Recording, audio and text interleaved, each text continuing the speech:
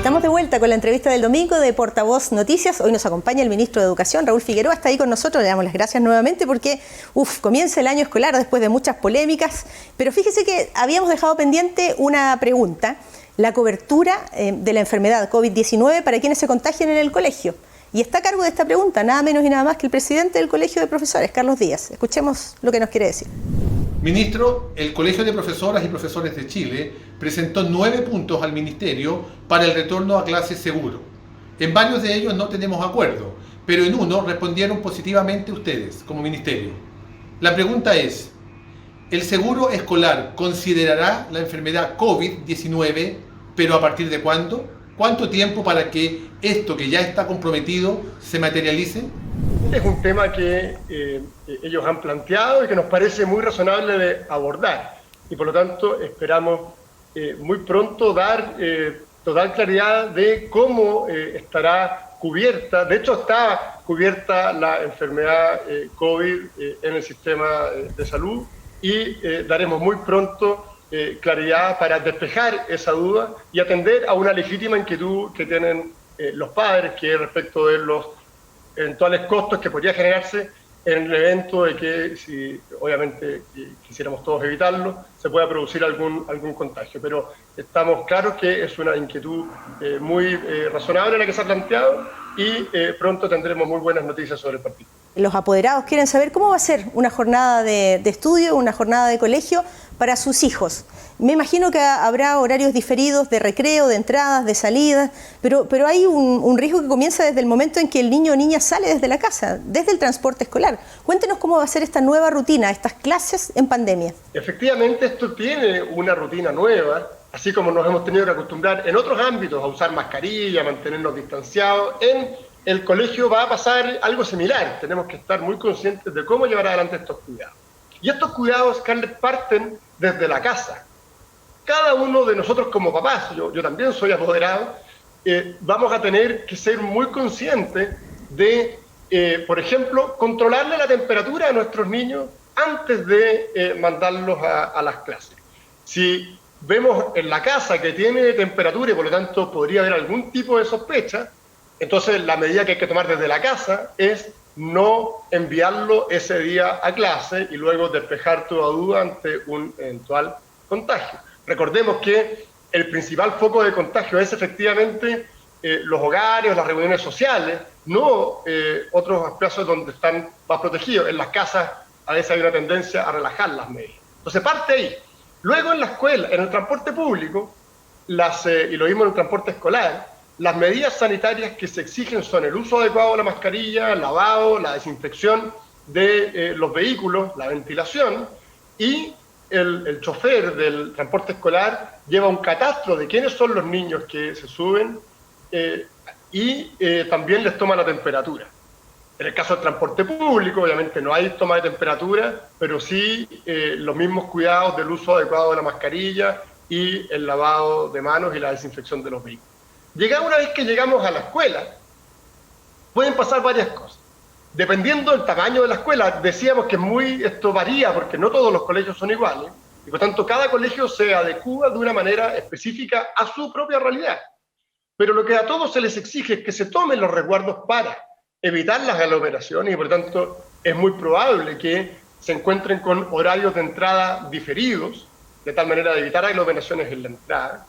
Y lo mismo en las salas de clase, deben todos los alumnos y los adultos usar mascarilla, salvo los menores de 4 años, que por razones sanitarias no se les exige el uso de la mascarilla. Deben mantener el distanciamiento físico de al menos 1 metro. Los recreos, por ejemplo, van a ser también recreos diferidos para, de alguna manera, mantener una lógica como de burbuja. Así se ha conocido en la experiencia internacional, que los mismos niños estén en contacto con las mismas personas y evitar entonces que se vayan a mezclar demasiado y así asegurar también la trazabilidad.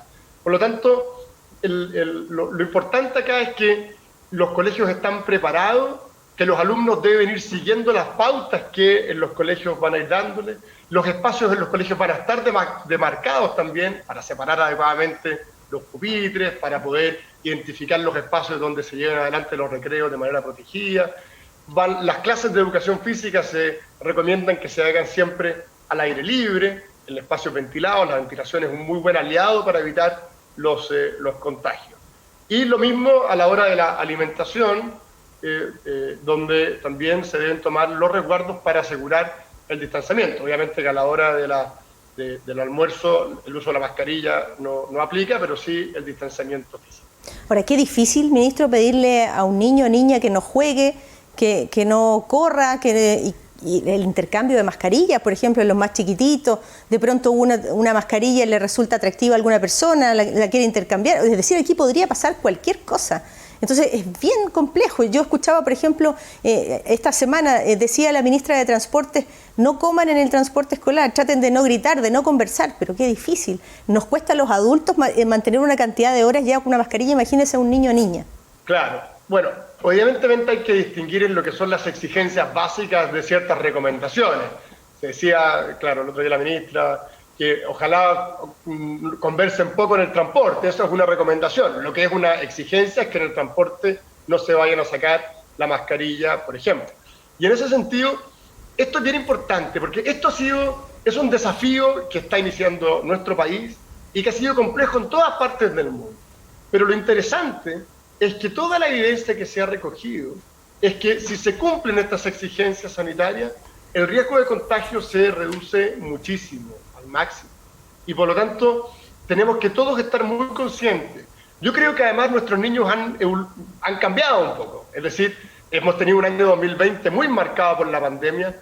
Muchas veces los niños están mucho más conscientes del rigor de cumplir ciertas normas porque entienden lo importante que es cuidarse. Pero por supuesto, acá el rol principal también lo tienen los adultos, los profesores, los asistentes de la educación, cada uno de los apoderados, para que generemos una cultura de cuidado y hagamos efectivamente de las escuelas un espacio de protección.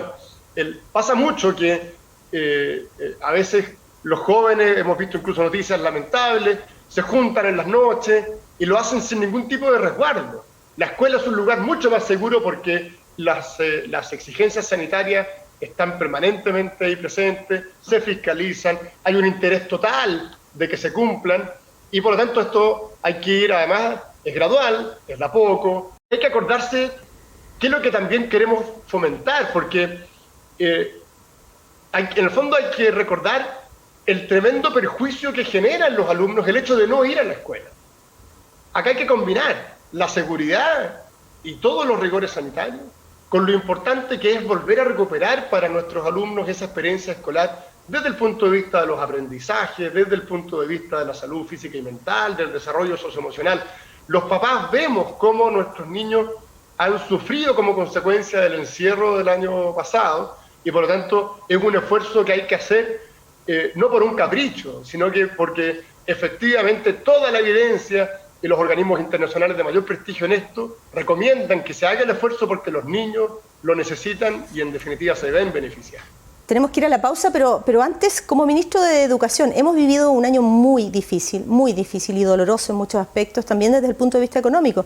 2 millones de personas quedaron cesantes y por lo tanto hablar de útiles escolares y uniformes es muy complejo para muchísimas familias. ¿Cuál sería su recomendación al respecto? Sí, nosotros hemos recomendado directamente a todos los actores del sistema que en materia de útiles escolares se reutilice todo aquello que pueda ser reutilizado, que se, en el fondo, presione lo menos posible el bolsillo de las familias, porque ha sido un año muy difícil. Y en materia de uniforme, es cada colegio el que determina si es obligatorio o no el uso del uniforme. Nosotros hemos pedido la mayor flexibilidad, pero en esto también hay que ser bien cuidadoso, porque para muchas familias el uso del uniforme es muchas veces un alivio, porque les permite en el fondo que sus hijos vayan bien vestidos de una manera relativamente económica, y por tanto es un trabajo, y así lo hemos pedido, que se debe hacer en cada comunidad educativa, vinculando a los centros de padres con la directiva de cada colegio para que se tome la mejor decisión, pensando en la realidad específica de cada comunidad. Bien, hacemos la pausa, entonces de inmediato volvemos a conversar acerca del inicio del año escolar junto al ministro de Educación, Raúl Figueroa. No se vayan.